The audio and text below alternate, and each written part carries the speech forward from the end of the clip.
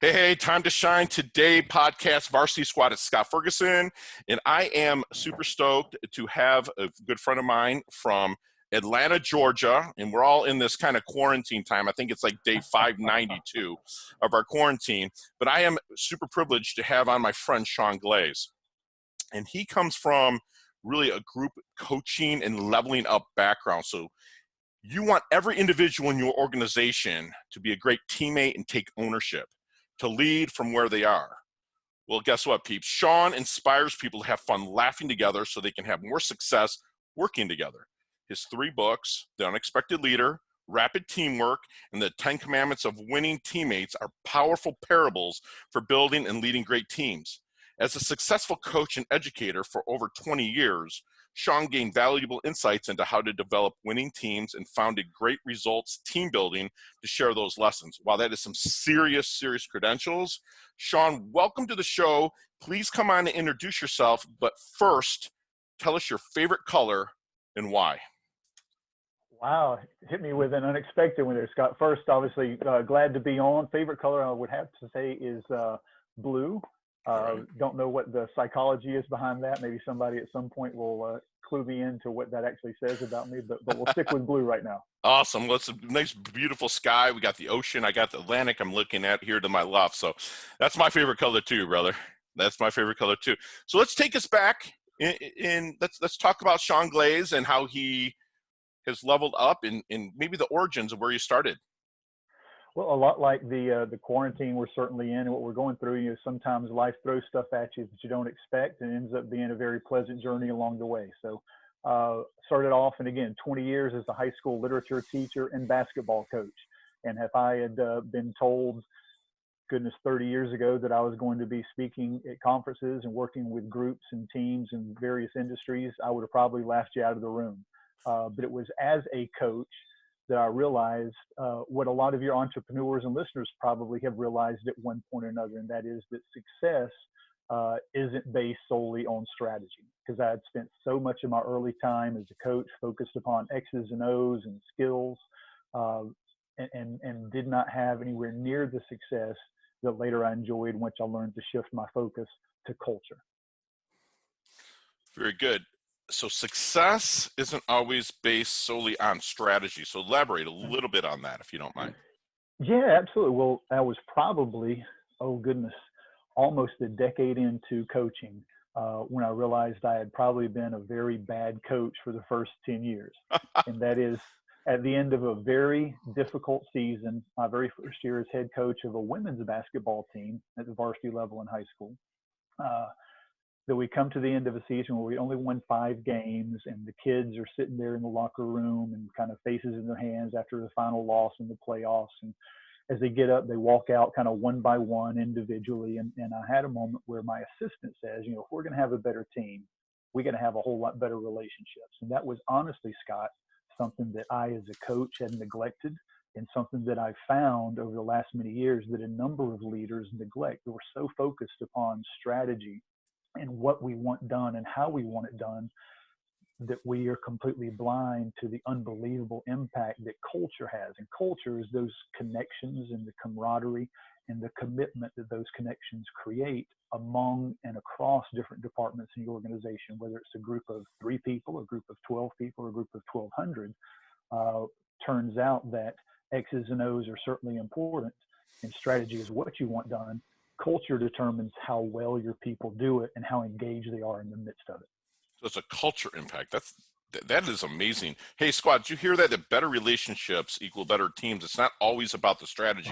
If you don't have that cohesiveness, like we're always saying here at Time to Shine, to be able to work together as a team, you can throw kind of strategy out the door, right, Sean?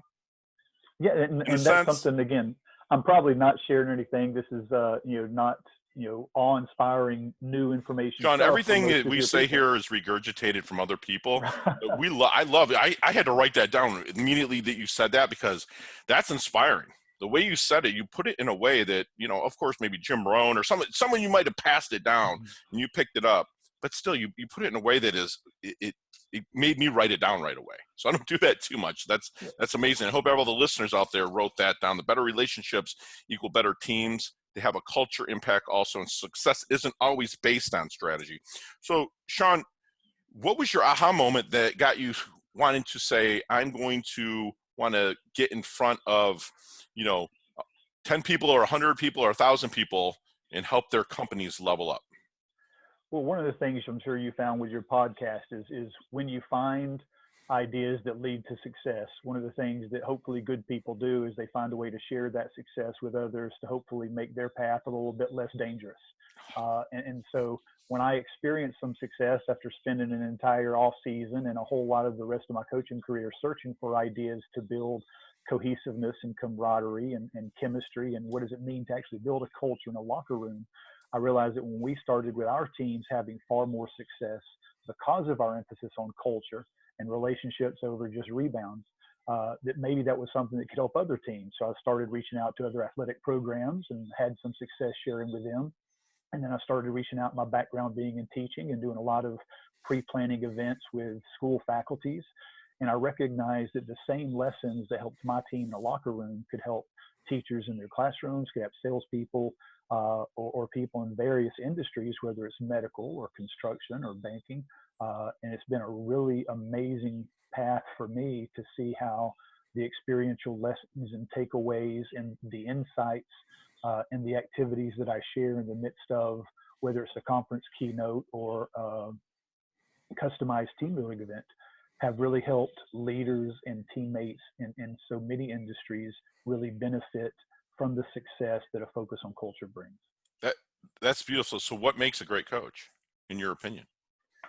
Well, I think a great coach, hopefully, because there are a lot of different X's and O's in the world, Sure. and there are a lot of different ways you can go about strategy. What I found is culture is going to be, or commitment to a culture is going to be determined by a connection to two things. First, you got to connect your people to a compelling common goal. Have they clarified why they're there? What are they there to accomplish together? Not just individual goals that are going to bring you to the job to make sure you're taking care of your family and your individual things, but how do I, even more importantly, get you to connect your efforts to something that's larger and more significant than just yourself? And the second connection that I think that, again, is oftentimes so overlooked is a connection to the people that you're looking to accomplish it with. What are those relationships? What are the personalities and the strengths and the individuals around you? And how do those connections, not just in terms of a goal, but in terms of relationships, end up defining what we're doing together as a team?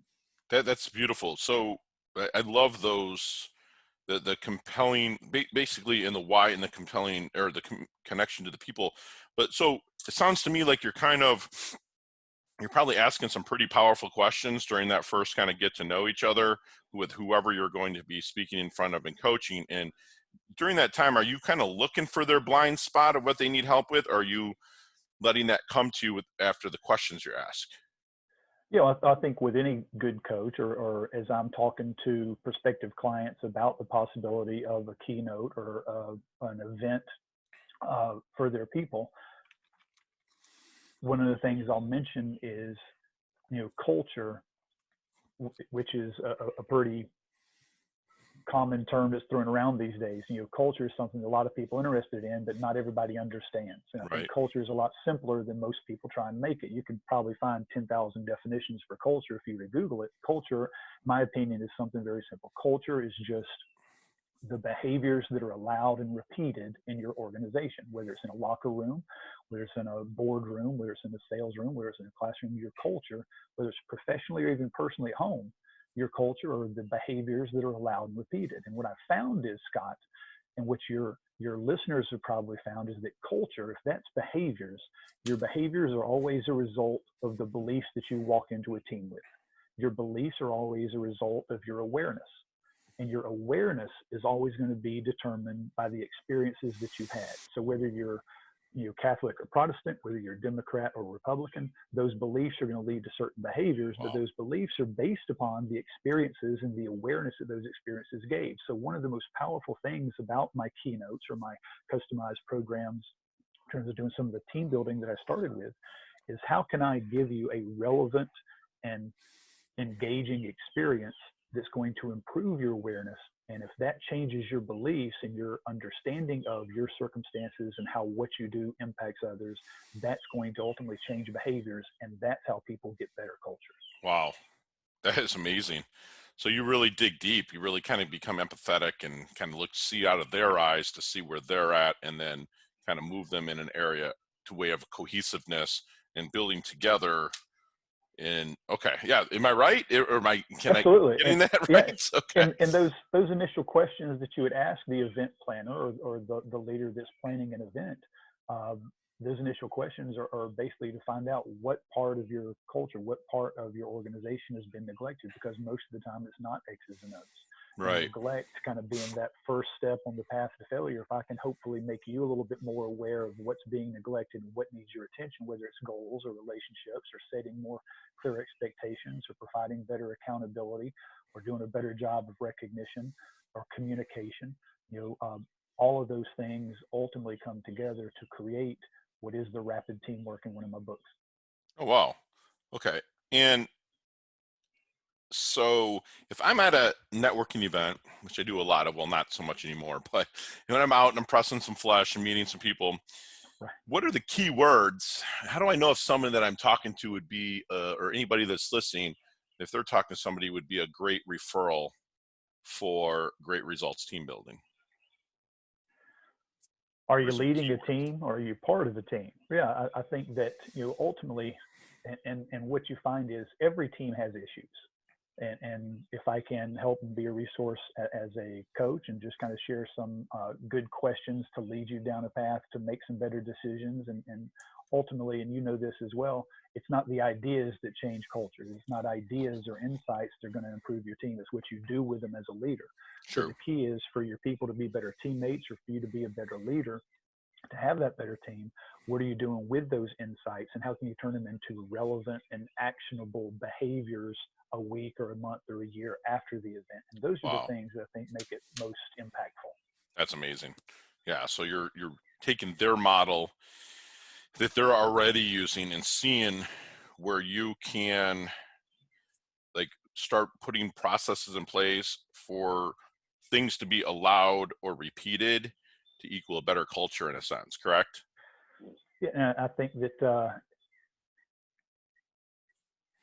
as a leader, if I can lead you to a better understanding and awareness of what parts of your organization need that attention, then those are things we can address in an Love event, it. or those are sometimes things that you can actually take action on to make sure you're doing a better job of clarifying expectations or uh, building opportunities for intentional relationships, or inspiring a little bit more empathy to build accountability. They're all obviously parts of that puzzle. Love that. Love it. So let's get in our DeLorean like Back to Future style. And let's go back. Let's talk to the 22-year-old Sean Glaze. What kind of knowledge nuggets are you dropping on that, Sean, with the experience and the awareness and everything that you've been talking about now? What are you dropping on him? Oh my goodness, I would probably be too hard-headed and egotistical to listen to my older self at that point. And Sure, that's we one of all the things would. that that's one of the things I think that I find with a lot of leaders is you go into a leadership position full of what you think is confidence, and turns out when you look back that it was probably a little bit more arrogance. And if confidence is thinking you can help, arrogance is thinking you don't need help. And Sure. so I think the number one thing I would tell myself as a younger coach or leader is to be a whole lot more coachable and to look for opportunities to be more honest, to see myself in the mirror a little bit more clearly, to find people who could be mentors and make me a little bit more aware of those things that I'm neglecting as a leader, so I can help the people around me develop a little bit more quickly and find success themselves. That's amazing. You know, it's funny. I just finished a chapter in my book that I borrowed the title of it from a friend of mine, Leah Woodford, amazing woman. She has a company called Smart Femme. It's like kind of like a women's driven thing, but she came on for an interview, and the part in the book is get your ask in gear. And like the younger person, I would be like, ask as many questions. And you just Right. kind of said that, be bold and ask and set down that cockiness, if you will. I was the same way. You know, you couldn't tell me anything when I was 22, but with what you have and how you're building teams and your success, I had to ask you that question, you know, so, which is amazing. So with you working with these companies, what is there any good question? I've been wondering how to ask this to you. Is there any good question that you wish people would ask you but never do? People would ask me that never do. Um, Because you're always trying to pull information out of them so you can set up their, lack of a better term, their plan of mhm, attack, their strategy to be able right. to build that culture. Is there anything you wish they would come and ask you? It's a tough question. I ask myself that every time I talk to somebody. Man, I wish they would have asked me this, but you know, Yeah. I think big picture wise, the question is, how can I be a better leader? Um, because ultimately that's going to lead to other questions. That's what good questions do, is they lead you down that rabbit hole of some deeper questions. And if you stay curious and you stay engaged with helping somebody to address their specific issues, you find a whole lot more success than that one size fits all. And so I think, if there's one question I would like for me to continue to ask myself as a leader, and I'd like leaders to ask themselves, it's what part of my leadership led to this result.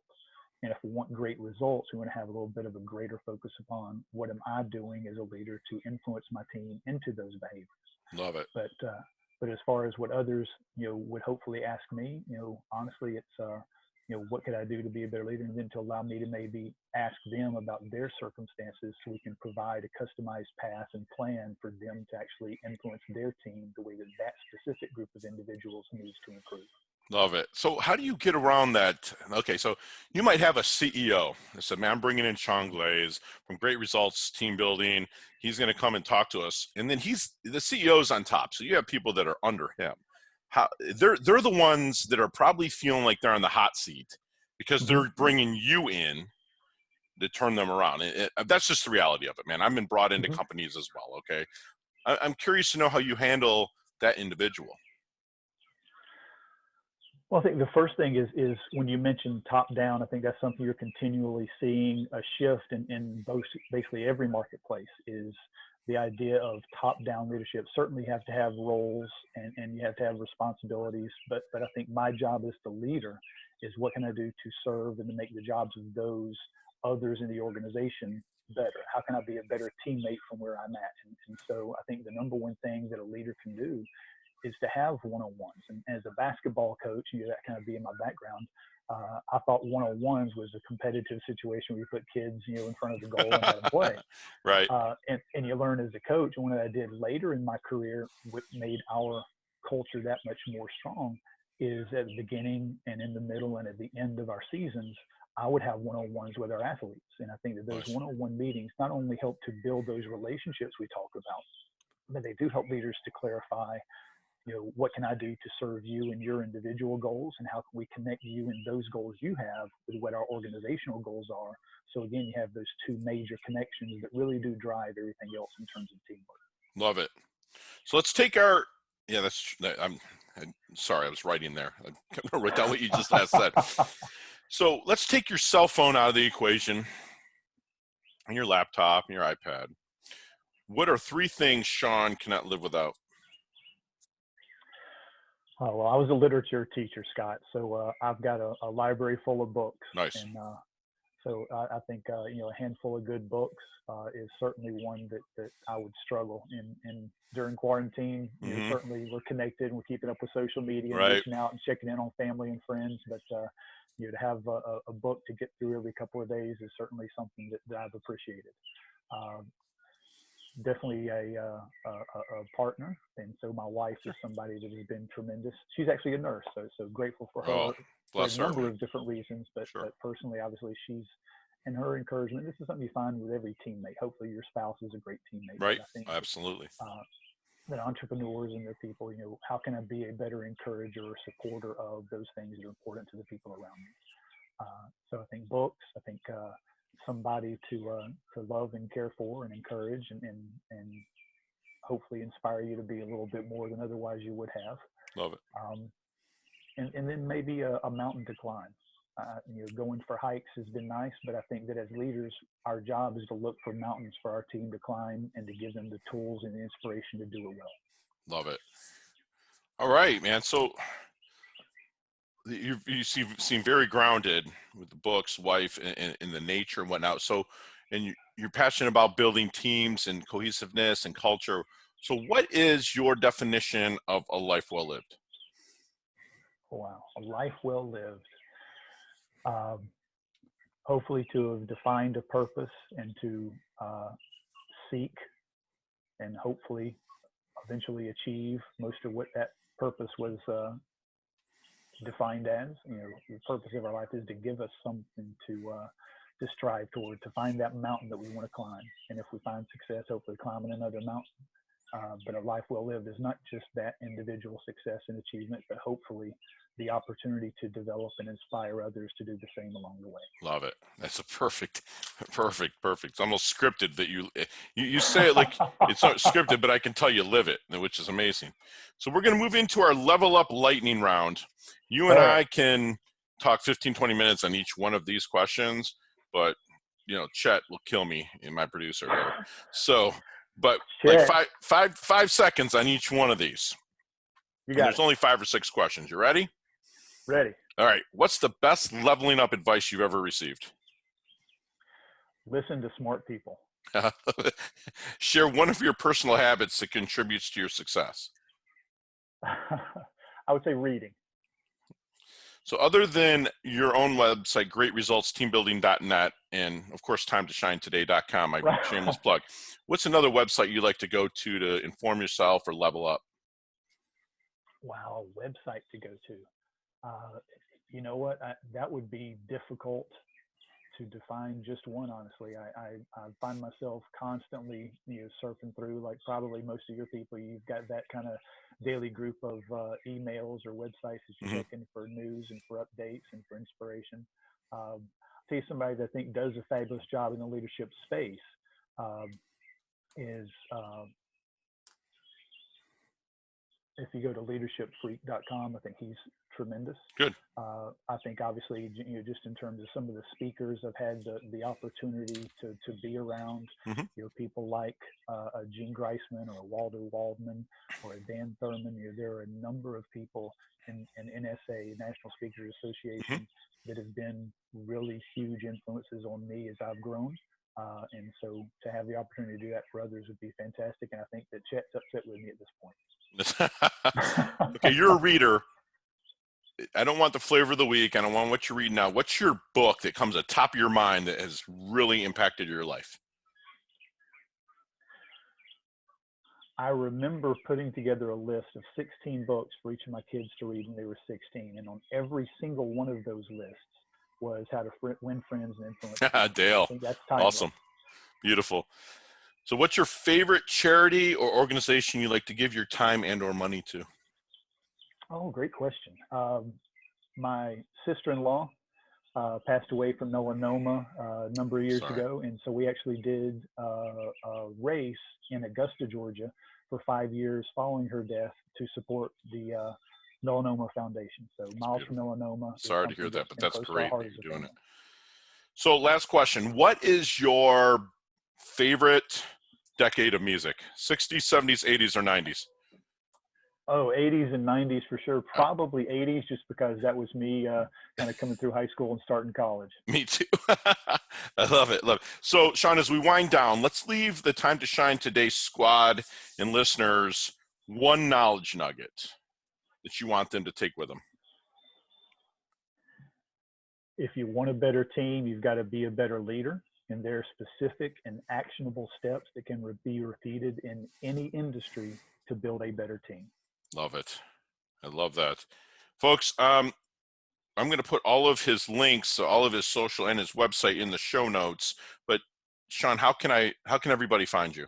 What's the best way for them to find Scott. You? Well, again, you'll always share in the social media. I'm at Lead Your Team on Twitter, pretty active there. You can find me online at greatresultsteambuilding.com. And one of the things that I would love to be able to give your listeners as a takeaway, obviously, if they wanted a copy of one of the books, the print versions are available on Amazon and via my website. But for those that are listening who want to be a winning teammate, I'd love to be able to give them a free download if you'd like. Of which book? I think you have 3 of them, right? Right. So for the 10 commandments of winning teammates, if they were just to take their phone and they were to text the word teamwork to the number 33777, just the word teamwork to 33777. They'll actually receive a text back and information they can follow there to download the complete audio version of that book. And if I can be a resource for them as leaders moving forward, I'd be thrilled. Thank you so much for having me. Oh, that's amazing. Wow, squad, we just had some serious knowledge nuggets dropped on us by my friend Sean here. It's my takeaways, a lot of them were success isn't always based on solely on strategy. Better relationships equal better teams. You have to have a culture impact.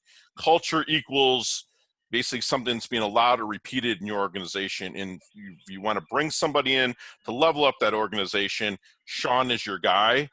Sean seems humble, which I think he is very much. Unless you get him competitive, I think then he'll step up his game there. I think we know that Sean works hard. He levels up his health. He levels up his wealth because he's always shining. And Sean, thank you so much for coming on. You're amazing. You're part of our squad now. You can't go anywhere, brother. It's been a privilege. Thanks so much, Scott. You bet.